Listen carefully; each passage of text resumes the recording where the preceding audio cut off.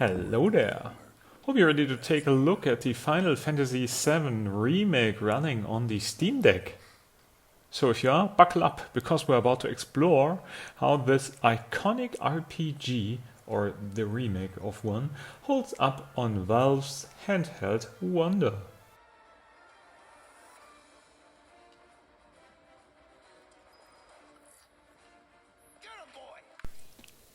First off, let's talk performance. Final Fantasy VII Remake runs surprisingly well on the Steam Deck. Combat feels fluid and the game maintains a respectable frame rate, targeting 30 or 60 FPS, given the two effective settings you can change for the graphics, besides the resolution, which is set at 810p. So we can change the texture and shadow detail from low to high and toggle the frame rate from 30 to 60. First, here's a little bit of 60 FPS gameplay. There was 60 FPS gameplay, sorry, now 30 FPS, to show you how the FPS acts on the battery. So, if you can see in the top right corner, there is the battery timer, which you can switch on your Steam Deck. So, with the FPS set to 30 instead of 60, you can see we have a big increase in battery life. Given the fact that the Steam Deck is a handheld, a portable gaming device, battery life is tremendous, to say. So we easily can squinch a little bit more, like roughly an hour more of gameplay. Effectively 1.5 hours of gameplay out of the Steam Deck, setting the FPS to 30. But for me personally, I've come to the sweet spot of setting the FPS, given the functionality of the Steam Deck, to manually set a FPS limit to 45 to be the perfect middle ground.